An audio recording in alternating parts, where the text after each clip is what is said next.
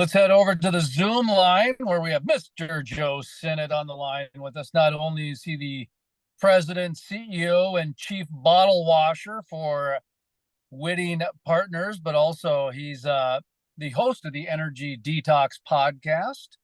Imagine a new season is going to be starting here any day now. If I'm tracking your past podcasts, if you will, kids are back in school, so you've got a little bit of some newfound time on your hand in terms of not newfound time, just redirection of time. And today we're going to talk about the NFL season. We're going to talk a little bit about how that plays into the corporate world, if you will. We had a little bit of a kerfuffle with some communications down in Miami, Florida. We also are going to do a movie review a little bit later on, Friday Night Lights, maybe preview Armageddon for the next time we talk, because I love that idea of talking about Armageddon. But how are you doing today, sir? Well, again, Jason, all four kids of the Sinnott household are in school. So and I think I can probably speak on behalf of my wife, are doing just fine today, Jason. Well, we should probably start off first by asking, when time changes, whether the kids go to school or like me, I was 15 minutes late because I was in a sales meeting that went long and I didn't bring my phone into the sales meeting. Here I thought I was doing the people in the room a solid by not bringing my phone in, but here I didn't expect it to go more than an hour and a half, and it ended up going close to 2 hours. And so, let's start off a little bit about when time gets away, how you deal with that professionally, because sometimes time can be outside of your realm, if you will. Someone else is controlling your time, but here my time is dedicated to you during a certain time, if you will. The school has your kids during a certain time, if you will. A lot of times, these corporate meetings, somebody will talk a little bit longer than, time doesn't exist to them. There's always one person in the room that time doesn't exist to. And so let's start off there a little bit. How do you deal with that? Because most people are understanding, but sometimes it can bleed into other parts of your day. Yeah, it's a good question. And actually, it's something I brought up yesterday with a group that I was working with, a client, and had a couple people in the room, and some people were late to this meeting, to this discussion. And so actually, before the other people showed up, we actually had a little conversation about basically creating templates, creating ways to respond when other people are running late or when you're running late. So it's a little bit of preparation. I guess if you want to use the school analogy, Jason, you could say, hey, my wife and I, theoretically, we can have a sigh of relief and say, all right, well, we're good for the next couple of hours. We can plan our business. But if the phone rings, if something happens, we can have in the back of our mind how we're going to respond. And it's no different in the corporate world, right? If you're going to be late or if somebody's, rambling on, you could tell yourself ahead of time. It doesn't take a lot of time to almost come up with a template and say, all right, if this happens, here's how I'm going to respond. Now, what those responses are, again, they could be varied, right? They could be, sort of a canned line. Maybe it's a small joke that you interject to gently kind of bring people back and remind them of the time. But at the end of the day, Jason, it all comes down to preparation, finding something that works for you and having it ready in your holster so that you can pull it out when you need it. And from a leadership standpoint, quite frankly, that's the difference many times between, a successful leader, a sustainable leader who in the moment can redirect, and those who are just kind of playing it by ear and find themselves getting frustrated because they're checking their watch and they have another meeting, afterwards. So again, preparation, Jason, is the key. And I spent a lot of time both as groups and certainly with individuals working on those templates, so to speak, so that, when it comes time to respond, they're at the ready. Pull them out of your toolbox. So we're going to segue into the Brian Flores Tua. I cannot pronounce his last name for the life of me, but the quarterback for the Miami Dolphins. Brian Flores was the coach when he first came, and Tua was either on a podcast or he was interviewed by somebody, and he did not have very kind things to say about his former boss, his former supervisor, if you will. Very common in the professional world. Sometimes you even, and we'll get to this in a moment, but sometimes you even see people on a social media platform do what Tua did, basically call out the former supervisor, in this case, the coach, saying it was not a good relationship because of XYZ. But let's start off by just dealing with management friction, because coexistence and cohesiveness in a workplace, that has to be near the top of things to do, Joe, doesn't it?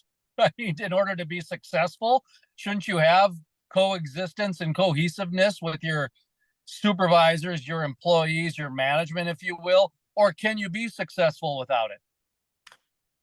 I think actually the key word there that you mentioned is friction. So, it's one thing to, I don't know, maybe not be on the same page on some of the nitty gritty, some of the details, but if all of you aren't moving towards some common goal or some understood goal, again, if there's a lot of friction in place that's preventing you from moving forward and progressing, then yeah, you're doomed to fail. And I think in the case of Tua and Flores, clearly Flores's take was, well, you don't, well, again, I think we need to be careful. Per Tua, Flores's take was, hey, Tua, you don't really belong here.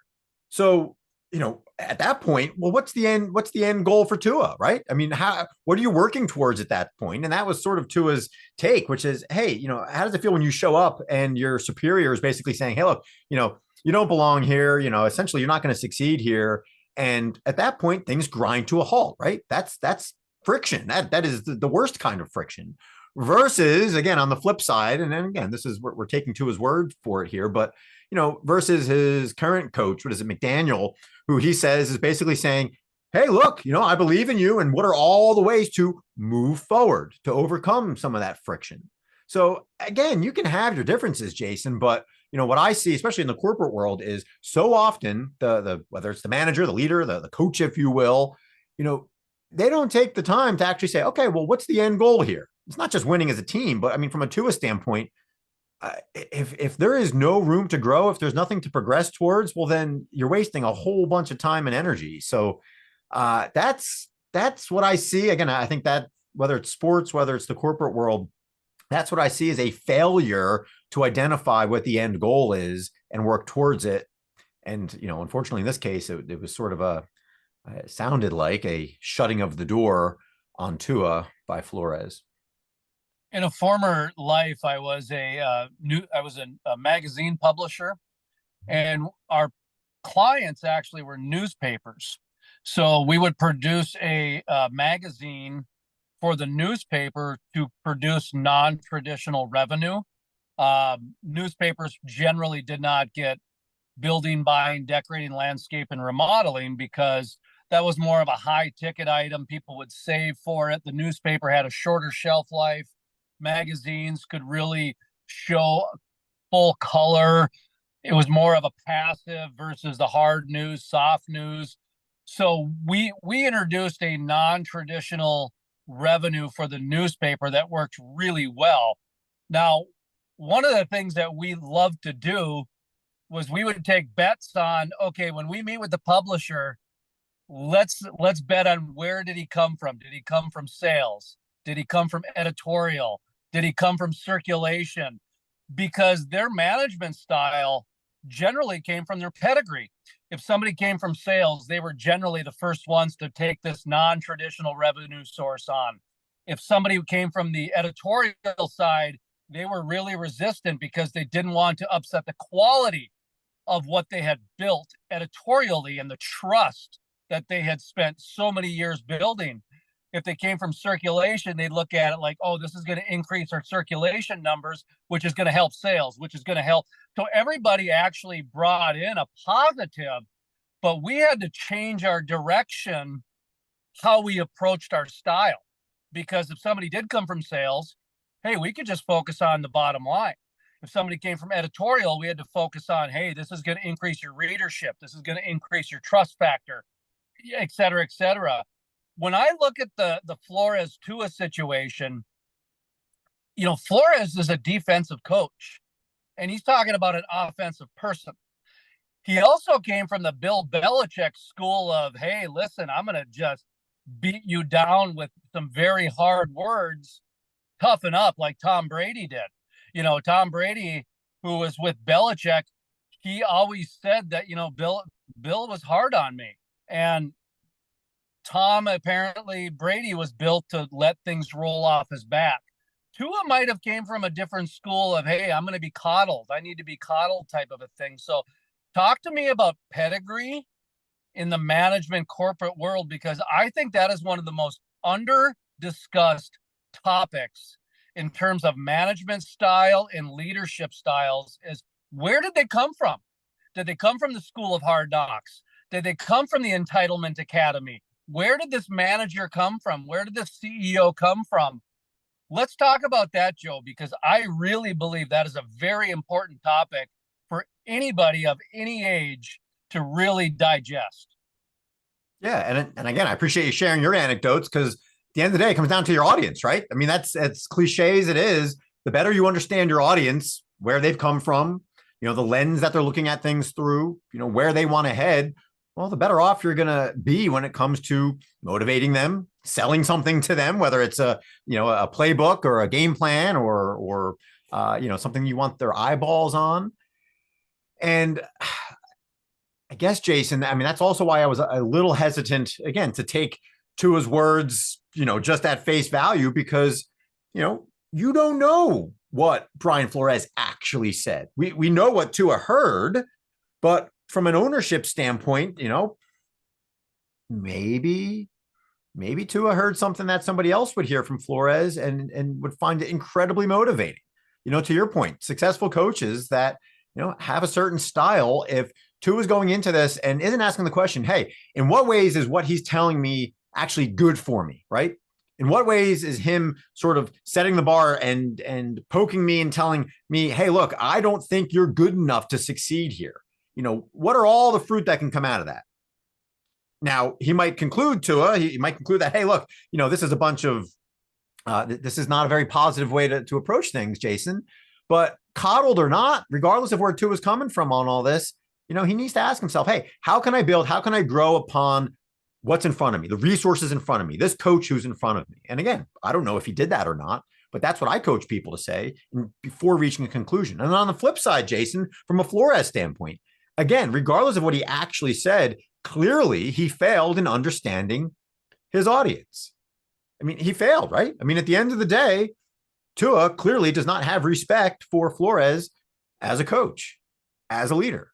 And I think from an ownership standpoint, again, regardless of what was said, one of the few things that Flores has said in response to these revelations or accusations or whatever is, hey, look, Flores, am now asking myself how I can grow from this opportunity. What are all the ways I can grow from this? Whether it's true or not, there's clearly a narrative out there. Clearly, I failed in communication. What are all the ways to grow? And that is, I mean, that is the universal conclusion that adds value in any circumstance. So again, I think I probably, meandered away from your initial question, Jason, but in terms of, understanding where people are coming from, before you try to go through and read a biography of every person that you're interacting with, the first question is, how can I build upon the person that's in front of me? How can I use them to grow and to develop? And if you don't start with that fundamental question, Jason, and all you're doing is trying to paint them into some sort of, black and white, good leader, good coach, good player, bad player bucket, then again, you're doomed for a pretty frustrating approach to a career, whether it's in sports or in business. So we're going to talk about the high road and the low road in just a second. You alluded to Flores's comments about learning. He's going to basically use it as a learning experience at the end of the day. But before we get into that, I want to talk about feelings and facts, because to me, that's kind of what I see going on here. And I used to bring up reading emails, because whatever mood the person is in when they read an email, that's how they're going to interpret it so often. If somebody is in a bad mood and they read an email, 99% of the time, the person who sends the email is not telling the person off. They're not trying to say the person is XYZ. they're just trying to do a quick, hey, I'm passing you a note type thing. I'm a brevity, if you will. So when I look at Flores, I think of that short staccato type of presentation because I'm a head coach. I'm really a defensive coach, so I see more problems on the defense. Hey kid, we hired you to be a leader out there, and now I got to hold your hand. Mhm. Now I'm looking at it more from the feeling side to where Tua, you know what, star athlete in high school, star athlete in college, everything handed to him. He probably didn't even have to tie his own shoes, right? So all of a sudden he came into a culture change. How often does that happen, Joe, where the star salesman is now going to go to a new company or the star editor is going to go to a new newspaper? Whatever that dynamic is, sometimes the feelings do not integrate into a new establishment like the old feelings did or the old way did. So the culture clash, man, that can be left up to interpretation, just like a person reading a morning email or a late afternoon email. Let's talk about the feelings and facts, the interpretations of the culture clash. How does one overcome that? Because, man, that is an ego jump the average person is not ready to overcome. Yeah, well, the short answer is, you know, determining what narratives out there you need to address head on. And again, that takes a little bit of humility sometimes, but first as an individual to say, all right, I'm jumping into this new position. What are all the things that could be sort of cast at me? What are all the ways that people could look at me and interpret me or misinterpret me that I want to address head on? And again, if you ask yourself that question, you're probably going to come up with a couple. And if you ask some people around you and you do it in a very sincere way, they're going to offer up some things too. But what happens is, people tend to just jump in. They keep doing what they were always doing. Nobody's there to coach or to challenge them and say, hey, what are some ways that people could, again, misinterpret or correctly interpret your actions and create this narrative that it's now going to take a whole bunch of time, a whole bunch of energy to reconcile down the road. So again, it's doing a little bit of homework up front, but it's asking yourself the right questions to say, all right, well, again, what is my audience likely to say about me? And again, if somebody were in a position where they had been coddled or everything was, presented to them on a silver plate. And again, I don't know, to his background, I don't know if that's, fair for him, but I mean, for a lot of people who have had success, who have earned that success, and again, they're walking into a new team, a new environment, they too, again, might be up against people who say, oh man, this person thinks that he or she is just, can walk on water and all this. Well, if somebody has the guts to tell you ahead of time that, this is sort of the aura that you might give off, well, then it's up to you to find a way to nip that in the bud immediately and kind of take the wind out of the sails, if you will, of any sort of antagonist, anybody that might not be on the same page as you, to create that cohesion that you talked about a couple of minutes ago, Jason. So again, I mean, I'm speaking, from the work that I do with individuals from a coaching standpoint, and a lot of times I'm helping them, again, control that narrative as early as possible. So that's my number one piece of advice for anybody that's shifting gears, changing teams. Identify those potential narratives and address them before they become an issue. And again, we have no idea what was said and what the actual realities are behind the Tua Flores situation is. So we're just making comparisons of what we've seen in the media, what some of the barroom chatter is, what some of the social media chatter is, and converting that and bringing that into the corporate world, into the business world on how coaching does work, because managers, supervisors, CEOs, they are a coach at the end of the day.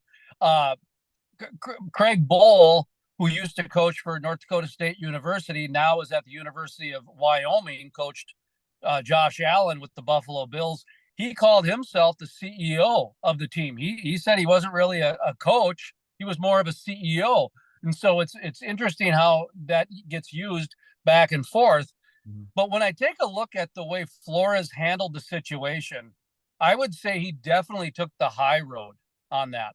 When I take a look at the way Tua addressed the situation, I guess we'd have to say that's more of the low road, but was it really? Is being honest the low road? And that's a hard thing to come across. Listen, I've been in the media for 30 years, and I can say the exact same thing and get blamed for both sides. And so again, it goes back to that email interpretation. How is the user feeling in that moment? They're going to interpret the situation. But when we take a look at the high road and the low road, there was a time when you got fired or when you lost the job, man, that was a deep, dark secret. Now people are posting on LinkedIn, hey, I'm looking for a new job, right? So we've changed that a little bit. But there are times when people will say, don't ever trust this person, man. This boss is a real jagoff.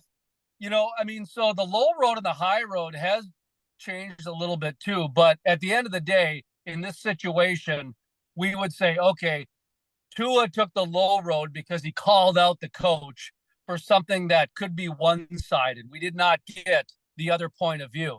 Flores took the high road because he said, hey, I'm going to learn from this. So let's talk a little bit about the high road and the low road, because it is open to interpretation, but there are some central themes that we can discuss.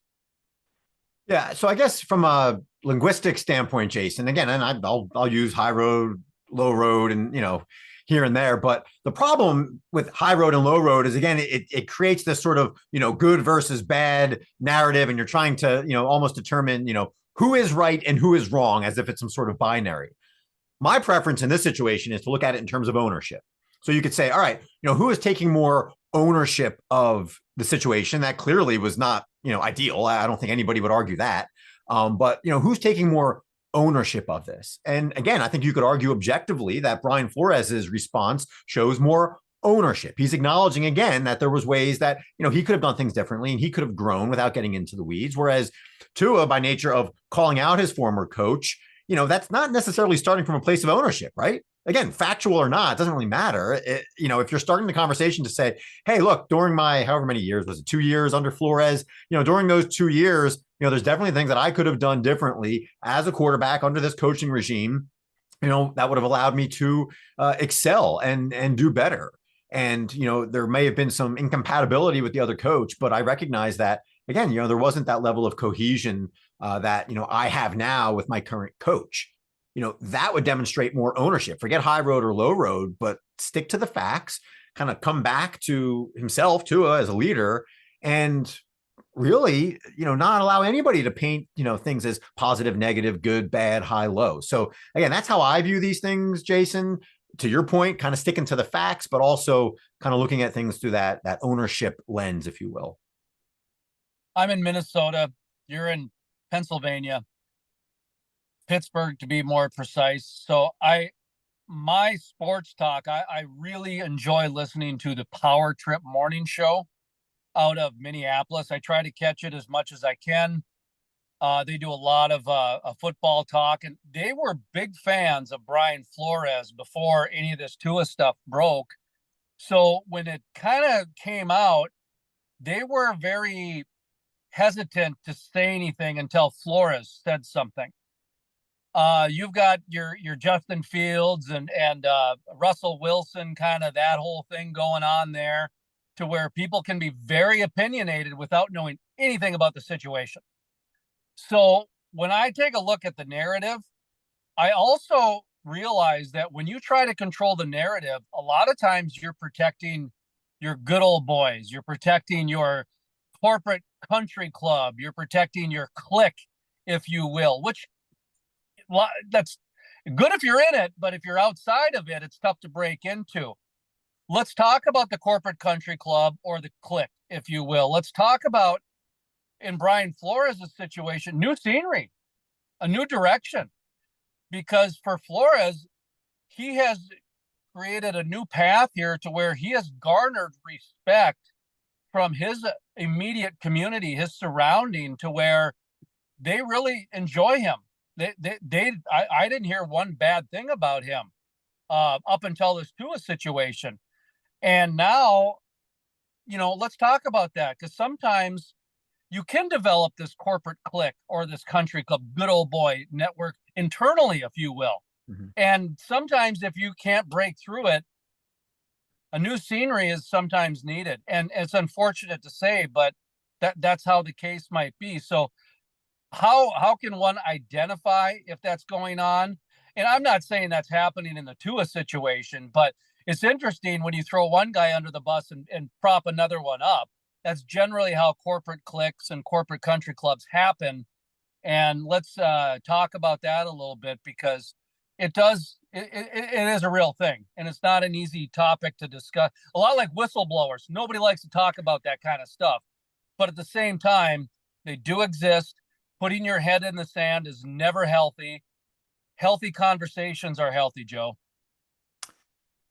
They are. And I like to think, Jason, that all of our conversations here on the Crude Life are anything but unhealthy, right? We are as healthy as could be here.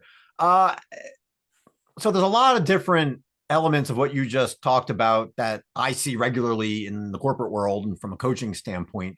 And I'd say the biggest, Jason, is that when individuals fail or are clearly, not having success in some area, a lot of times it's because they were set up to fail, or a lot of times it's because they were put into a position where they're not necessarily playing to their strengths. And then when it comes to sort of, what you're describing as the corporate cliques, if you will, what's interesting is, those who are sort of protected, when they do fail, it's sort of, oh, you know what, that wasn't the best fit anyway. And, we're going to move them to somewhere else. They almost get a pass versus those who are not, and they fail again, sometimes from an ownership standpoint, they failed because they didn't do a very good job and they should have done a good job. And it's pretty cut and dry, but many times, again, they were almost set up to fail.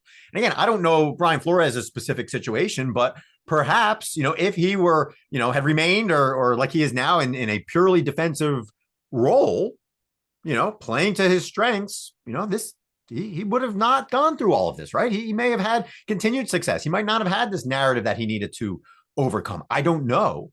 But from a corporate standpoint, that's the first place I look, which is, okay, how are you dealing with individuals who clearly had some subpar performance? Is there consistency there? And if not, why? Did somebody get some sort of, were they admitted to some sort of club? Were they given some sort of, golden child status that gives them immunity when they do something wrong?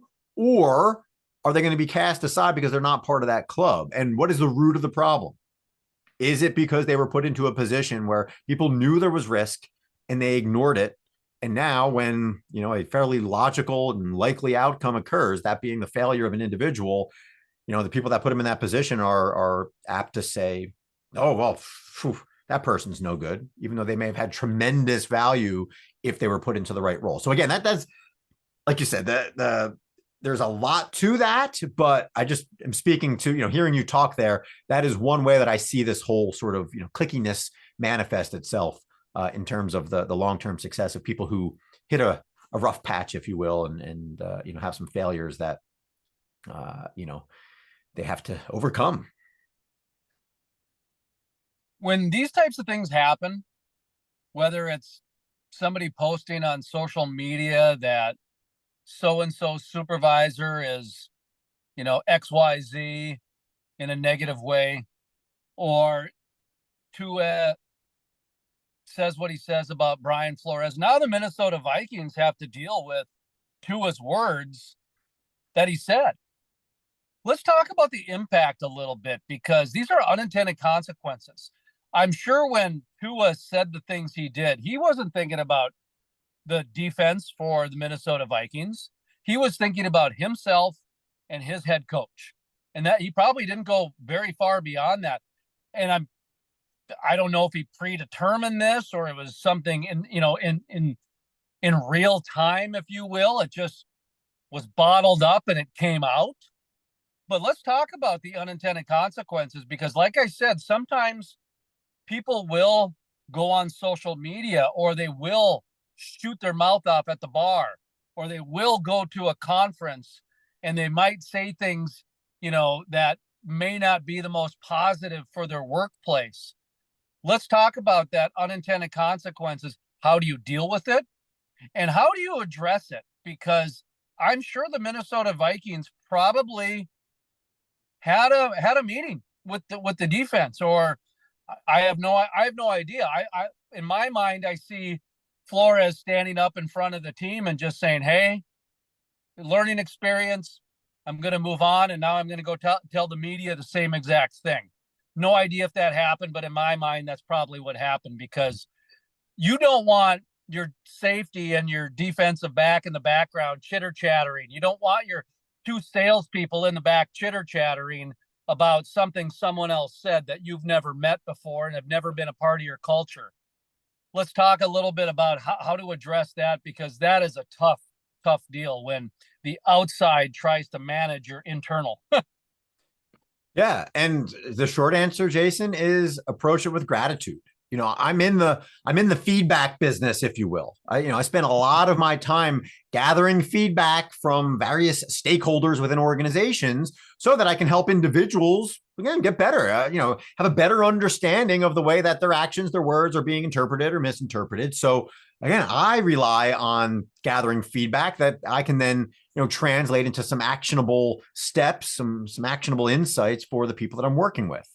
And, I'd say 100% of the time, the people that I'm working with love the feedback. They're grateful for the feedback. Sometimes it's very tough to hear, but ultimately my goal is to get to the point where organizations, have that feedback going back and forth. It's open, it's honest, it's transparent. And again, I'm not even part of the equation because that's what's necessary. And when that feedback is flowing, what's the number one response? It shouldn't be defensiveness, of course, and trying to explain it away. It should be thank you. Thank you for that feedback. Thank you for sharing how you felt. Again, whether it's true or not, the feeling is a fact, so to speak, right? Whether Tua was correct in his interpretation or what he heard from Flores, the fact is that is how he interpreted it. And Flores, when he's addressing his team now in Minnesota, can say, hey guys, I know you've probably heard all about this and the rumblings and everything else. And let me start by saying, I want feedback. I am glad that Tua shared what he shared because it gave me an opportunity to think, say, hey, what am I saying that again is maybe not landing, or is perhaps being, damaging to individuals or to the team. So to start with gratitude and not from a defensive standpoint, no pun intended, given Brian Flores' role, of course, that's the healthiest way to respond, basically, Jason. And again, like I said before, that takes the wind out of the sails of anybody that's going to be sitting there looking for, almost expecting you to go on the defensive and go into some sort of, tit for tat with, he said, she said kind of stuff. You start with gratitude and you disarm all of those naysayers, and they're going to pay attention. And again, you want to talk about taking the high road, as you said earlier. Well, that's a pretty simple formula there for taking the high road, Jason. You might have just answered my next question. And stick around, folks. We got a movie review coming up in just a moment as part of our Paramount Plus deal with the Crude life. And when we look at feelings and facts, right? Because that was kind of the thing where feelings over facts. That's how the phrase has been in a number of different things. One of the things that I noticed over the last decade, and now keep in mind, I'm Generation X. So we were not allowed feelings. We had to throw dirt on it, right? If we were upset, we had to go throw dirt on it and just move on.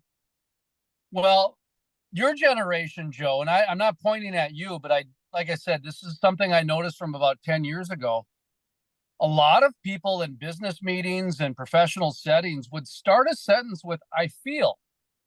And as somebody who's educated linguistically with speech and communications, that is a persuasive element because now you've taken out fact and you've ushered in feelings. And so if you go against that feelings, you're kind of a bad man. You're kind of a bad person. So the generation that grew up with having to throw dirt on our feelings and move on with life, well, we were now managing and supervising people that would start a sentence with, I feel. And that is really how I look at this with the Tua and Flores situation, to where here's this short staccato, deal with it, we got to move on, Bill Belichick kind of coaching style, with somebody who is taught that their feelings matter versus somebody that, hey, live with your feelings, punk, deal with it, right? Mm-hmm. How can somebody deal with that generational clash? Not only is it a culture clash, but it's really a generational clash of upbringing, of pedigree, to where when somebody starts a sentence with, I feel, now they've just captured the whole narrative of the room. Because if you go against that feeling, well, now you're hurting their feelings. And so everybody has been trained not to hurt anybody's feelings. So it's almost like kind of manipulative, really. It's very persuasive. And I don't discount the people for saying that, because again, it was like a generational thing to where no matter if you were in Pittsburgh or Minneapolis or Austin, Texas, or Berkeley, California, people would say, I feel. So it's almost like it was a pop culture training type of a thing. I don't know, but it's a definite phenomenon. And it's something that people do not talk about, how this generational training is just trying to coexist. And, these are two extremes. Again, throw dirt on your feelings, start a sentence with, I feel. There's no right answer here, Joe. This is all pop quiz. This is really a pop quiz more than anything. How would you deal with somebody in the back room raised their hand and you're at some corporate coaching session and you are not ready for this, and you got a room full of 60-year-olds down to 21-year-olds, so you got all these different point of views? How do you tiptoe through those tulips, man? Well, Jason, as a geriatric millennial, I think I'm better positioned than many to answer this. We're smack dab in the middle there. We're on the older end of the millennial spectrum there. So, part of my job is to marry those two worlds and be on guard against potential conflicts. But in all seriousness, in the moment, addressing that again, obviously that's tough. A lot of what I do is sitting in those rooms and watching for opportunities, if you will, for people to say, hey, look, for me afterwards to say, hey, I noticed you said this and you said it in this way. How do you think it might have landed if you kind of shifted things into more sort of fact-based versus feelings-based, if you just kind of stuck to the facts, because, it kind of noticed things went off the rails there when it seemed like there was more sort of speculation and some softer stuff. And again, getting people to sort of understand how things could have looked, Jason, after the fact, is the key to actually change some of the behaviors and some of their wordings. Let them sort of play out that scenario. Now, another thing that I see quite often in my coaching is that there are some seasoned leaders, if you will. It's a polite way of saying, older leaders who, they have this story, this narrative about them that, they have their methods, they do these things, they truly care. And, you give them time, whether it's months, years, a decade, and you really see that this individual cares. It just takes time to really know them. And again, it's amazing how often I hear that. Again, you hear it in sports too, right? I think, is it Buddy Ryan was one of the infamous ones, right, from the Bears, one of those. He was tough and to the point, right? You talk about that sort of, staccato approach, but at the end of the day, hey, everybody loved him, right? And they knew that he loved you, but it took so much time to get there. And it took so much energy from people to say, oh, you don't understand him. You got to get to know him. It just takes time. This is his process. And what I spend a decent amount of time now doing, Jason, with some of, again, those seasoned leaders, is asking a question to say, hey, look, what might happen if some of that approach were shortened? If that time frame for them to understand how much you trust them and to kind of get their trust in you more solidified early on and not have to rely on advocates to explain you, what would it look like? Because there's a lot of leaders out there that, they have a method to their madness, and it's this long-term thing, and they're pushing and they're testing and they're doing all of these things. And, they have the results to prove that at the end of the day, it works out. But getting some of those individuals to say, all right, well, if you were to accelerate that timeline, if you were to shift your communication a little bit to get people on board sooner and not, again, have to have those advocates for you, what would it look like?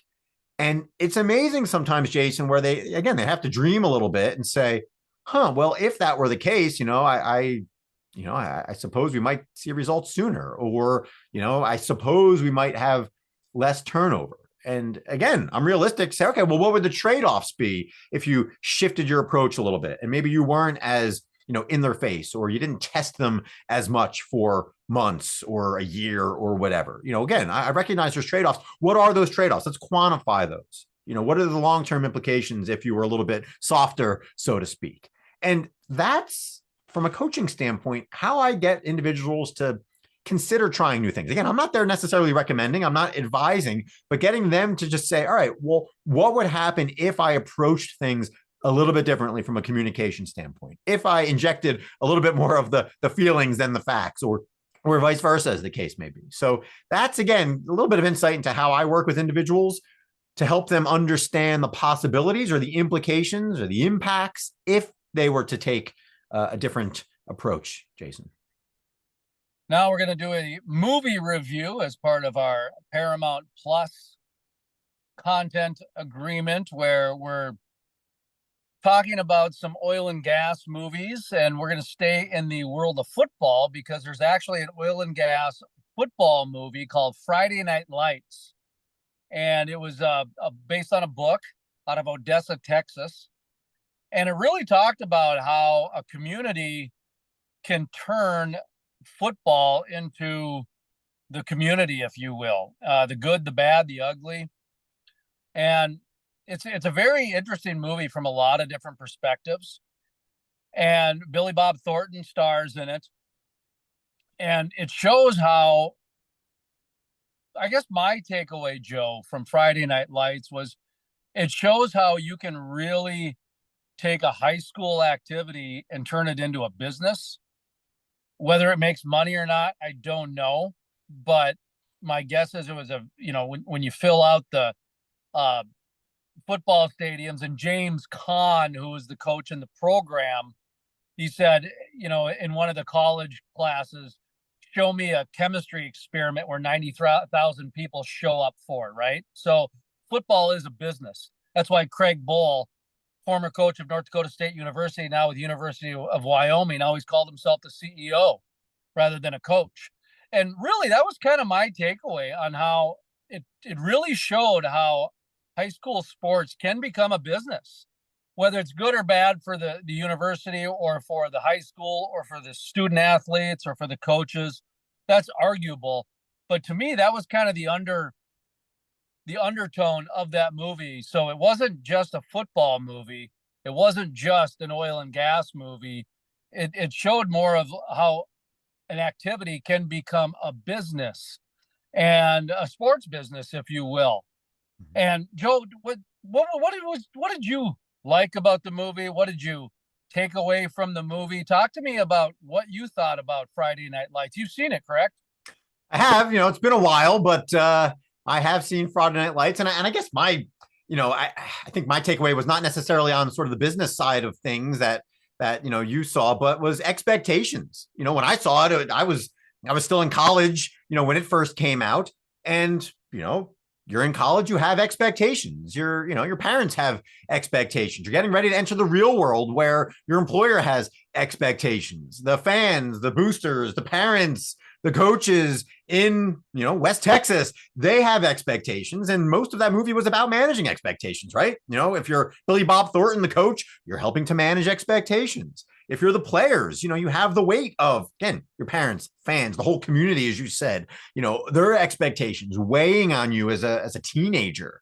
So, I certainly view it now. And I think the impact even 20 years ago was, hey, how do you manage these expectations? Do you do it in such a way that is short-sighted, where if something goes south, you're done and there's no future and, you failed and that's it? Or do you do it in a way that allows you to continue growing? Again, if we tie back to the Brian Flores conversation, where if you do have a failure or an injury, figuratively or literally, you're still able to grow from that and progress and grow. And again, unfortunately, when you have very high expectations, and clearly the expectations there for, what was it, Permian High School or whatever the name was, the expectations were to win a state championship, and anything less than that could be deemed as failure. So how do you manage that? How do you manage children essentially and get them to the point where, all right, if you fall short of that expectation, you're still able to keep moving forward? So again, that was sort of, the lens that I viewed it through. Obviously, Jason, you talk about football and even high school football essentially becoming a business or business-like.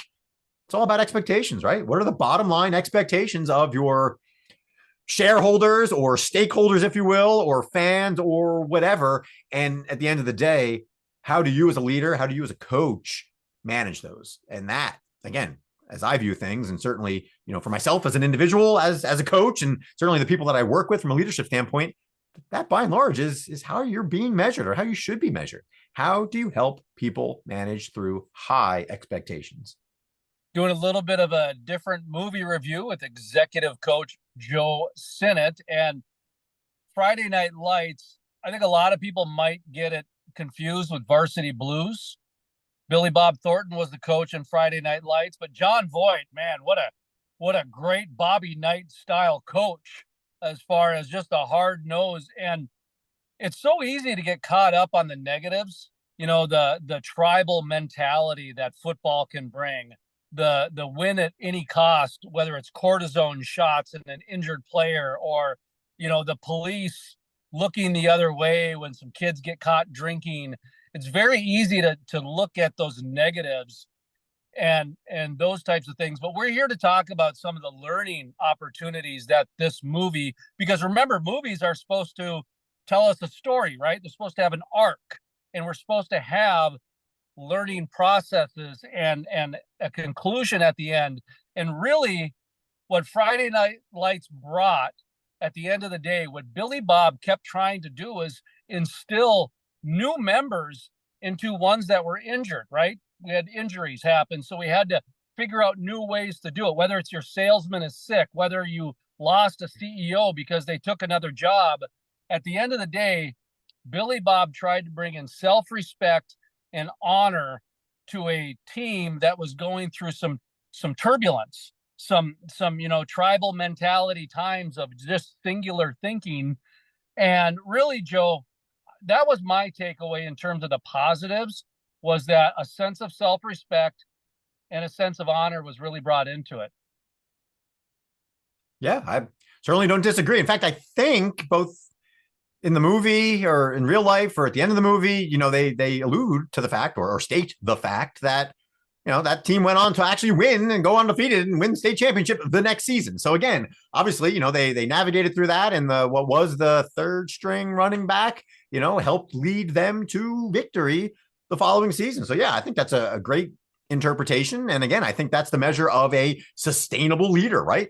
Somebody who's able to keep moving forward without discarding the individual players, again, the figurative players in the business world, and obviously the players on the field when it comes to football. And again, that's a measure of a sustainable leader. Can you help everybody grow, or at least be on a path to growth? Clearly, again, they need to take some ownership and take some responsibility, but are you able to keep moving forward, to keep seeing success without being seen as somebody who's just using others or discarding others, which again, and that's a whole nother theme, of course, in the real world of sports, and certainly the movie world of sports, where you see individual athletes who come up, and when they're no longer needed, they're cast off to the side. And clearly that's not leadership. Allowing that to happen is not leadership. So yeah, Jason, I think your assessment there, your takeaway is spot on. We should mention, until September 21st, $2.50 a month, Paramount Plus has a special deal. We'll have the promo code and the link right here in the YouTube description, as well as the article. We'll have a link in there as well. The Ohio State University is taking on Akron Zips, I believe, tomorrow or this weekend. I'm not really quite sure, but kind of a kickoff. Big Ten football is streamed on Paramount. CBS on the ABC side is streamed on Paramount. That is my plug that I'm giving for Paramount Plus. Joe, you've got your podcast as well as your real life job, Winning Partners. So give yourself a plug and talk to us about when we can expect the next episode or the new season of the Energy Detox Podcast. Sure. Well, the podcast will be kicking off a new season here in September. Leading off this fall, if you will, is the annual Shale Insight Conference up in Erie, Pennsylvania, focused on the Marcellus Shale, put on by the Marcellus Shale Coalition. And so no shortage of hot topics there around natural gas in this part of the world, and certainly no shortage of excuses to kick off the new season of the Energy Detox with some episodes that focus on natural gas, focus on the Shale Insight Conference, and all the various players that come together in Erie. I think pushing maybe 800 people that will be there to talk about the benefits, the beauty, the impact of natural gas, especially natural gas from this part of the world. So again, can look forward to that here kicking off in a couple of weeks. In terms of the business itself, Whitting Partners, again, we alluded to a lot of the different things that I do on a day-to-day basis with individuals in the energy industry to help coach them through leadership, through decisions, through communication, through managing expectations. Again, all of the things that we've talked about today, Jason, I get to do that on a daily basis. I enjoy what I do. And if anybody's curious a little bit more about how I do it and my approach, then always welcome a conversation. You can head on over to whittingpartners.com, WITTING, or of course, always happy to connect on LinkedIn and start a conversation there.